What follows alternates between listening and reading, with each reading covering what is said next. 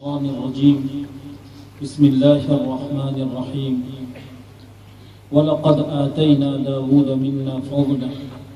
صدق الله مولانا العظيم.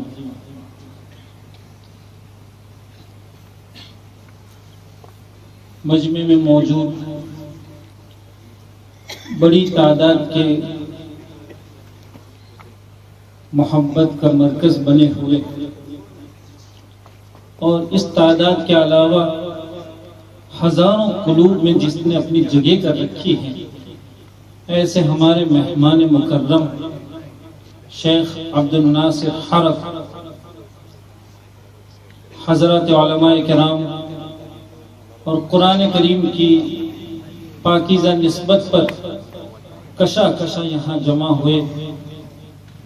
میرے بزرگوں، بھائیوں،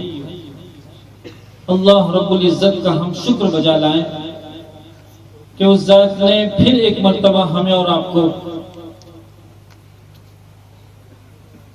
انبیاء کی سرزمین اور ایک ایسی سرزمین جو قرآن کریم کی تلاوت، علوم اسلامیہ کی تحقیق کے باب میں صدیوں سے مرکزیت کی حیثیت کی حامل ہے، وہاں سے تشریف لائے ہوئے ہمارے اس مہمان مکرم جن کی قسمت میں اللہ رب العزت نے وہبی انداز میں ایسی حسین و جمیل آواز کر رکھی ہے کہ ان کی تلاوت نہ صرف دلوں کو موہتی ہے، بہت سی آنکھوں کو بہت چاہنے اور بہت روکنے کے باوجود کل ہم نے دیکھا بڑودہ میں کہ جب آپ تلاوت فرما رہے تھے تو کئی آنکھوں سے آنسو نظر آ رہے تھے۔ اللہ اکبر۔ اللہ رب العزت نے پھر ہمیں اور آپ کو یہ موقع عنایت فرمایا کہ ان کی صحبت میں رہ کر بالمشافہہ ان کو سن کر ہم اپنے قلوب کو پاکیزگی بخشیں۔ آمین آمین۔ بھائیو، یہ کوئی نئی اور کوئی جدید طریقہ نہیں ہے، یہ کوئی نئی تحریک نہیں ہے۔ الحمدللہ ثم الحمدللہ، ہم اور آپ ان سوختہ جان اور اللہ رب العزت کی یاد سے معمور قلوب کے حامل آبا کے اولاد ہیں۔ آپ دیکھیے امام شافعی علیہ الرحمہ کتنے بڑے امام ہیں، لوگوں نے ان کے تذکرے میں لکھا کہ ان کے معاصرین، ان کے ہم زمانہ، ان کے احباب، ان سے عقیدت رکھنے والے لوگ کبھی کبھی اجتماعی طور پر ان کی خدمت میں پہنچتے اور ان سے درخواست کرتے کہ امام، قلوب کی قساوت کی وجہ سے ایک مدت سے ان آنکھوں نے آنسو نہیں بہایا ہے، ہم چاہتے ہیں کہ اللہ کی یاد سے ان آنکھوں سے دو چار آنسو آ جائے۔ بھائیو، یہ ہمارا اور آپ کے لیے درس عبرت ہے کہ ہم اور آپ اپنی زندگی کی نامعلوم کتنی ساعت غفلتوں میں، واہی تباہی میں گزارنے کی وجہ سے اپنے قلوب کو سیاہ کیے ہوئے ہیں، لیکن ان قلوب کی سیاہی کو ختم کرنے کا کبھی کسی کو فکر نہیں ہوتا۔ یہ ہمارے آبا تھے کہ کچھ دن اگر ان کے آنکھوں سے آنسو نہیں ہوتا تھا تو تڑپ جایا کرتے تھے۔ ہم آپ دیکھتے ہیں کہ ہمارا اور آپ کا کرتا بہت نیا، بہت اچھے کپڑے کا، بہت اچھے درزی کے یہاں سلا ہوا کپڑا، جب کسی دعوت میں گئے، کہیں کسی سے کوئی سالن گر گیا، آدمی بے چین ہو جاتا ہے اور پھر وہ جلدی سے اپنے گھر جاتا ہے اور گھر جا کر گھر والوں سے کہتا ہے فلاں نے ہمارا کرتا خراب کر دیا، اس کو ذرا دھو دیا جائے، اس کے داغ کو مٹا دیا جائے۔ بھائیو، گناہوں کی وجہ سے، نہ معلوم کیسے کیسے گناہوں کی وجہ سے ہمارے قلوب داغدار ہیں۔ کپڑوں کے داغ کو تو ہم نے ایک سیکنڈ کے لیے منظور نہیں رکھا، لیکن قلوب کے داغ کو مٹانے کا کبھی ہمیں فکر نہیں کرنا۔ یہ وہ مجالس ہے، الحمدللہ ان مجالس کی برکت سے ہمارے قلوب کو پاکیزگی نصیب ہوتی ہے، دل کو اپیل ہوتی ہے، آنکھوں سے آنسو بہتا ہے، اور ہم یہ یقین کرتے ہیں کہ ان قراتوں کی وجہ سے بہا ہوا آنسو انشاءاللہ قلوب کی سیاہی کو مٹائے گا، قلوب کے داغ کو مٹائے گا۔ امام شافعی رحمت اللہ علیہ کی خدمت میں لوگ پہنچتے ہیں۔ امام شافعی رحمت اللہ علیہ کو اللہ رب العزت نے جہاں زبردست علوم کی دولت سے نوازا، فقہ میں امتیازی بصیرت سے آپ کو اللہ رب العزت نے نوازا، وہاں بڑی عمدہ آواز بھی آپ کے حصے میں کر رکھی تھی۔ چنانچہ رات کی تنہائیوں میں جب یہ لوگ اس پاکیزہ اور ایسے نیک جذبے سے ان کی خدمت میں پہنچتے، آپ رات کی تنہائیوں میں اللہ رب العزت کے کلام کو ایسی حسین اور جاذب آواز میں تلاوت کرتے، سب کی آنکھوں سے آنسو آتا، اور صرف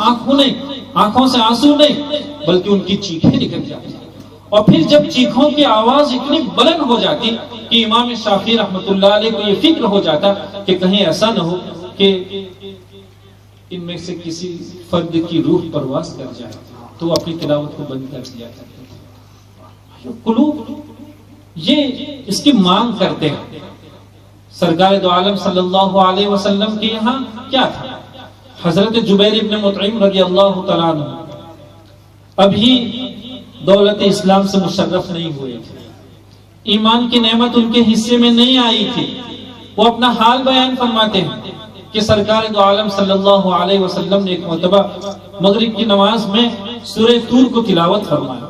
اور ایسی حسین و جاذب آواز کہ کسی باجے کی آواز کو بھی کبھی ہم نے اتنا حسین نہیں سنا۔ سارے باجے ان کے سامنے، ان کی آواز کے سامنے پھیل تھے۔ چنانچہ فرمایا کہ جب آپ نے سورہ طور کو تلاوت کیا تو میری حالت غیر ہو گئی، اور کہا کہ جب آپ پہنچے ام خلقوا من غیر شیء ام هم الخالقون پر جب حضور پہنچے ہیں تو مجھے ایسا لگ رہا تھا کہ میرا کلیجہ لبوں کو آ جائے، کلیجہ پھٹ جائے گا۔ قرآن کریم واقعتاً بہت نواحی سے، کئی اینگل سے قرآن کریم اپنے میں معجزانہ شان رکھتا ہے۔ ہم اللہ کا شکر ادا کرتے ہیں کہ اللہ رب العزت نے ہمیں پھر ایک موقع ایسا عنایت فرمایا کہ اللہ کے نیک بندے اور ایسی زبردست امتیازی نعمت کے حامل پھر ہمارے یہاں تشریف لائے، اور ہمیں 2-4 منٹ ان کی صحبت میں بیٹھ کر قرآن کریم کو اس انداز میں سن کر اپنی فطرت کو پاکیزگی بخشنے کے اللہ تعالیٰ نے موقع فراہم فرمایا۔ قرآن کریم امام جزری رحمۃ اللہ علیہ اپنے شیخ کے باب میں تحریر فرماتے ہیں کہ میرے شیخ فجر کی نماز میں تلاوت کرتے، ایک مرتبہ شیخ کی تلاوت بہت عمدہ، کہا ایک مرتبہ فجر کی نماز میں تلاوت کر رہے تھے، ما لی لا اری الہدہد ام کان من الغائبین، کہا سارے مصلی لوگوں نے نماز کے بعد دیکھا کہ میرے شیخ جو کہ امام تھے اور اس آیت کی تلاوت کر رہے تھے، ان کے سر پر ہدہد نامی پرندہ موجود تھا۔ قرآن دنیا کے لوگوں کی دلوں کے قلوب کی دنیا بدل دیا کرے۔ علامہ قسطلانی رحمۃ اللہ علیہ سے متعلق لکھا کہ قدرت نے جہاں خطابت کا زبردست ملکہ عنایت فرمایا تھا، بہت حسین اور بہت اطیب آواز سے آپ کو نوازا تھا، فجر کی نماز میں بہت دور دور سے لوگ ان کے پیچھے نماز ادا کرنے کا شوق رکھتے اور ان کی یہاں حاضری دیا کرتے۔ جب آپ فجر کی نماز میں اللہ کے کلام کو حسین آواز میں تلاوت کرتے تو لوگوں کی چیخیں نکل جایا کرتے، کئی لوگ بے ہوش ہو کے گر جایا کرتے۔ ہم شیخ کا صمیم قلب سے شکر ادا کرتے ہیں کہ اللہ رب العزت کو شیخ نے وہ آواز سے نوازا ہے کہ وہ تڑپا دیا کرتے ہیں۔ ہم نے دیکھا کہ کل وہ بڑودہ کی رات کی مجلس میں وَلَقَدْ آتَيْنَا لُقْمَانَ الْحِكْمَةَ أَنِ اشْكُرْ لِلَّهِ تو تلاوت فرما رہے تھے۔ ایک باپ اپنے بیٹے کو جس درد سے نصیحت کرتا ہے، ظاہر بات ہے باپ اور ماں وہ اپنے بیٹے کے باب میں جو دکھ رکھتی ہے کون رکھ سکتا ہے؟ ایک باپ اپنے بیٹے کو جس دکھ اور جس درد سے نصیحت فرما رہے تھے، ان کے لہجے اس کی شرح کر رہے تھے، ان کے لہجے اس کی شرح کر رہے تھے۔ طبیعت فرق گئی اور ہم نے یہ سمجھا کہ ہم اجمی لوگ ہیں، ہمیں اللہ رب العزت کے کلام کو تلاوت کرنے کا سلیقہ نہیں ہے۔ اگر ہم اور آپ سلیقہ چاہتے ہیں تو ان کی صحبت اختیار کریں۔ ہم شیخ کی خدمت میں 100 بار سلام عرض کرتے ہیں، اور شیخ کا نہ معلوم کس عبارت میں کن الفاظ میں ہم شیخ کا شکر بجا لائیں کہ شیخ یہاں تشریف لاتے ہیں، ہم ان سے لہجوں کو سمجھتے ہیں، ہم قرآن کے حقوق کو سمجھتے ہیں، ہم معانی اور لہجوں کی انطباق کو شیخ سے سمجھنے کی کوشش کرتے ہیں۔ بھائیو، ہم اجمی لوگ ہیں، برسوں اداروں میں گزارتے ہیں، اور ہم ایک فن کو لیے چلتے ہیں، مدت سے مشق کرتے ہیں، لیکن واقعتاً اور حقیقت آپ کے سامنے ہم عرض کریں کہ ہمارا اور ان کا حال ایسا ہے کہ ہم جیسے پرائمری اسٹیج کی پہلی اور دوسری کلاس میں ہیں اور شیخ یونیورسٹی اور کالج کے درجہ رکھتے ہیں۔ ان حضرات کی تشریف آوری سے ہمارے یہ پتھر ہیرا بن سکتے ہیں۔ ہم ابھی دیکھ رہے تھے کہ ہمارے بچے جب پڑھ رہے تھے، شیخ نے کہا کہ ان بچوں میں صلاحیت ہے، دنیا اس کی کوشش کر رہی ہے کہ وہ اپنے اسٹینڈرڈ کو بڑھانے کے لیے، اپنے تعلیمی معیار کو بڑھانے کے لیے، اپنے بچوں کو کوئی کلاس بخشنے کے لیے بہت بڑی بڑی شخصیات کو بڑی لاگت سے اپنے یہاں مدعو کیا کرتے ہیں،